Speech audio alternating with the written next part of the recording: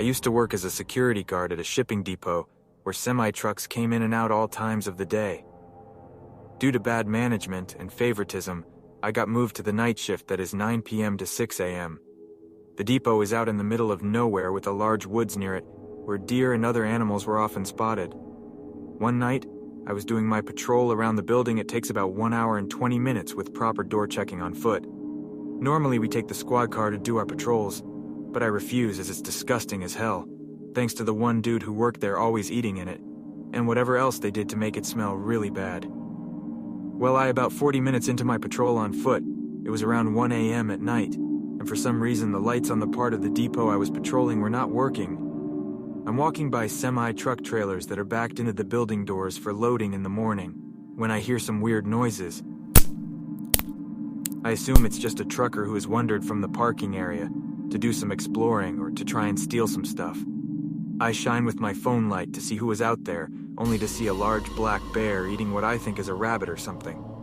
The bear immediately stops what it's doing and starts walking toward me. At this point, I don't know what to do. I am an unarmed guard and it is nothing but open ground and a completely locked building that I have no keys to. So I frantically start to run. I bolt to the closest door on the building, which is up a small set of metal stairs, which is at the same level the truck unloading bays are at. I climb up on the arm railing to gain some height and try to reach for the top of a semi-trailer to get on top, but it is too far by about 2 feet. Meanwhile, the bear has started to make noises and is running toward me. I frantically jump in an attempt to get on top of the trailer and grab one of the open trailer doors. The bear at this point is where I was 10 seconds ago and reaching its paws out at me. I managed to pull myself up on top of the trailer out of reach of the bear. I searched my pockets for my phone to call for help, only to realize it was on the ground under the stairs I jumped from. The bear attempted to climb the trailer in multiple spots as I sat in the darkness, fearing for my life. There was no point of screaming for help as the closest human being was well over 20 minutes of walking to get to me. I was stuck up there for at least 1 hour before the bear decided I was not worth its time and head back into the woods. Too afraid to come down and head back to the guard shack in case the bear was still around. I waited on top of the trailer until the other guard came down in the squad car 2 hours later, trying to figure out where I went. I shortly quit that job 2 months later due to many other problems, but that encounter really pushed me to quit. For reference, I'm a 20-year-old Hooters girl and encounter creepy guys all the time but never likes this. I occasionally get asked for my number and to go on dates by older men, but always politely turn them down without really upsetting anyone. Anyone who says anything perverted or uncomfortable gets kicked out, by the way, so that's a rare occurrence. I was working the night shift the other night and had a 40-something-year-old man sit at my table by himself. I greeted him the same way I greet all customers, lots of smiling, laugh at their jokes, ask about her day, etc. He was really irritated and didn't seem to want to talk to me at all, so I assumed he was there to eat and go without all the chatting customers expect from the waitresses.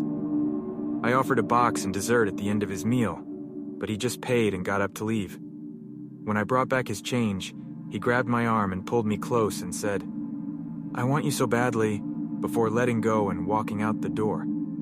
I was so uncomfortable that I just stood there until he left. This was around 8 p.m., so I told the other girls, then got over it. We close at midnight on weekdays, so by the time I was ready to go, it was almost 2 a.m. I carry a stun gun in my bag and normally have someone walk me to my car, but it was so late that nearly everyone had already left, and those that were still there were busy trying to clean up so they could leave. I had parked right in front of the doors, leaving my car only 5 feet away, so I decided to quickly get in my car. I always lock my doors first out of habit, and went to check my phone, which was dead. I have one of those crappy chargers in my car that only charge at a certain angle, and was trying to get my phone to charge when a truck pulled up behind me, blocking me in. I couldn't pull forward because the restaurant was in front of me, and I couldn't back up because of this truck. At first I thought it was my roommate, who will sometimes come check on me if I get home too late to make sure I'm okay. It was a silver truck, which is what my roommate drives, but when I turned to look at it, it was a different model, which made my heart sink. And this person then proceeded to honk their horn at me over and over for a good 5 minutes, trying to get me out of my car. When I refused because my parents didn't raise an idiot, he pulled up next to me, started knocking on my window, and yelled at me to get out of my car. It was the same guy that was at my table 5 hours earlier. My phone wouldn't turn on, so I switched into reverse and drive my way out of the parking lot. He started following me with his truck, so I ran a red light and started speeding. He stopped at the light, and I drove for a bit before going home in case he caught up and tried following me to my house. I checked my car when I got home in case he hit my car, but I didn't see any marks. I don't know whether he was trying to rob me or kidnap me, but creepy man who waited 5 hours in the parking lot for me, I really hope we never meet again. When I was a young teenager, I had a commercial cleaning gig with my parents as the night shift guys. You know, the ones who come into your friendly neighborhood Chili's after the other guys close and really clean the place, kitchen, bathrooms and all. The restaurant was located in a fairly busy area of town in a mini strip mall, so we weren't really concerned about security, since there was always a patrolling night guard riding around the strip's parking lot to make sure that there was no trouble. Well, this particular night, it was just me and my mother cleaning one of our nightly buildings by ourselves while my father and sister were doing the other one across town. Everything was going smoothly until my mom realized she left our new box of Tide, we used it for the kitchen floors, outside in the truck. Me, being unfazed by the aspect of being alone outside at 1 a.m. in the morning, chose to go get it. And right when I was locking the door to the truck and inching my way back inside, I noticed a guy standing across the parking lot just staring at me. He wasn't moving or anything like that, just staring. It was creepy as hell, so I quickly walked back inside and made sure that the door was locked before continuing to do my business. When I moved out of the kitchen into the front dining area to begin mopping, that's when I noticed that creepy dude was now standing at the front door outside, staring in the glass, looking at me. Dude practically screamed homeless with his disheveled clothes, long stringy hair and thick wild beard. But honestly, it was his eyes that really freaked me out. I can only describe them as utterly soulless. Beginning to get a bit freaked out, but not wanting to be rude, I gave him a quick glance before going back to do my work. But before I could really do it, he started slowly, and almost rhythmically pounding on the glass with his fists, still staring at me. At that point, I was pretty much done with trying to be patient with him, and promptly yelled at him to piss off. My mom heard me yelling from the kitchen, and came out to see just what all of the commotion was, and I told her while pointing at the man. The moment that I did, though, I saw my mom blanch and then slowly begin to back away. She grabbed my wrist and urged me to do the same, but wouldn't let me turn around to see what the hell was up. We reached the back stockroom of the restaurant and stayed there while my mom called the strip security guard to let him know what was up. Later that evening, after the security guard came and checked the place, he said there was no sign of the guy. But there, at the front door of the restaurant, he found a discarded straight razor laying in the middle of the pavement, and another in the bushes, at the place that he had been pounding on the glass. My mom said that when I had called her over and looked away, he had grinned at her and I both, and held up the knife to tap it against the glass. We no longer work nights, but still, whenever we do get the occasional call for a deep clean, I always have my own weapons with me just in case.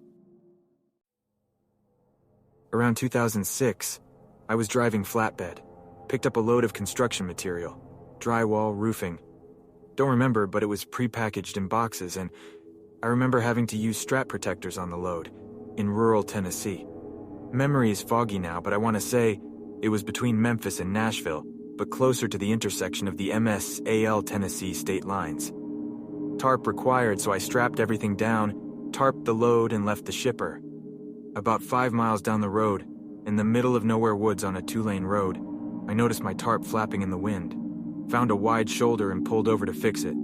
I decided to redo it on the side of the road, undo all the bungee straps, drag the tarps off, roll them back up, climb up on the load and start unrolling the tarps again, and I see a guy walking down the same side of the road I'm on, coming towards my truck. I don't think anything about it other than to keep an eye on him, because I'm in the middle of nowhere, and continue what I'm doing. About the time I have tarp set in place and climbing down to start hooking the bungee straps back on, this dude is getting close enough that I'm now paying more attention to him than I am to tarping my load. I grab my winch bar and set it on the trailer where I'm working, just in case. 8-pound solid metal bar about 4 feet long, tapered to a blunt point on one and hollow on the other, used for tightening straps and chains, etc.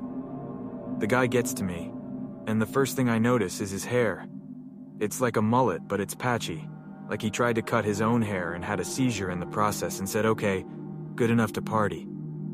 The next thing I noticed were his eyes, which I can only describe as off. Like they were clear, I didn't think he was drunk or high or anything, but it also gave me the distinct impression that the elevator didn't go all the way up. Clothes were dirty and not well maintained, with dirty white tennis shoes, because I remember he didn't have laces on one shoe, and the tongue was noticeably out of place. He stops by me, waits until I acknowledge him, and just says, "I've got a long walk." I'm like, "Yeah, man, you do. We're in the middle of nowhere," making it clear there's no ride to be had here. He nods, starts walking by me, continuing on his way, stops at about the driver door on my truck and turns around, comes back to me, and repeats himself. "I've got a long walk." At this point, I explain that I can't give him a ride, insurance and all that, apologize for not being able to help him out, and he seems to accept this, turns around and leaves. I wait for him to get a little away from my truck and start working on finishing the tarp job. I still keep an eye on him and he's moving away from me. As I'm putting on the last of the bungee straps, I look over to check where he's at and he's turned around heading back towards me, now about 100 yards in front of my truck and coming back my way. It looks like he's talking on a cell phone, has his hand up to his face, and I can barely make out his mouth moving, his other hand waving like he's having a conversation with someone. I finish with the straps, grab my winch bar, and am climbing into my truck as he's about 10 yards away now. Soon as I'm in the cab, I lock the doors and set the winch bar on the passenger seat just in case. I look at the guy and realize he's not talking on a phone. He's talking to his hand, and now I'm nervous, because he doesn't look like he's having a nice pleasant chat. It looks more like an angry conversation. Crank the truck up, put it in gear and just pull out, didn't look for traffic or anything. As I pass him, he's just looking at me, still holding his hand to his face with this dead-ass look on his face, just staring at me. Gave me the creeps. About the time I hit 5th or 6th gear, I look in the mirror and there's no one there. Right out of college, I got a job as a nanny for 2 elementary-aged girls. For their anniversary, the parents went on a week-long cruise and I stayed home with the kids. The first few nights, the 8-year-old would come into my room multiple times a night and wake me up. It was obvious she hadn't pre-planned what she was going to give me as a reason for waking me, so she would stumble through an excuse on the spot like, "I just wanted to make sure we are still going to the park tomorrow," or, "I think I forgot to brush my teeth and wondered if I should do it now or wait till the morning." I figured she was just missing her parents and feeling out of sorts, so I let it slide at first. But by the 4th or 5th time, knowing I needed sleep to keep up with 2 active kids, I told her that she wasn't to wake me up unless there was an emergency. That night, I get a couple more hours of undisturbed sleep, but wake up with a weird feeling around 5 a.m. I turn over and nearly piss myself. The girl had brought over a chair right next to the bed and is staring down at me. It didn't help that she had long, dark hair, and this happened a few months after The Ring came out. Her explanation? "I just thought it would be fun to watch you sleep, so I didn't wake you."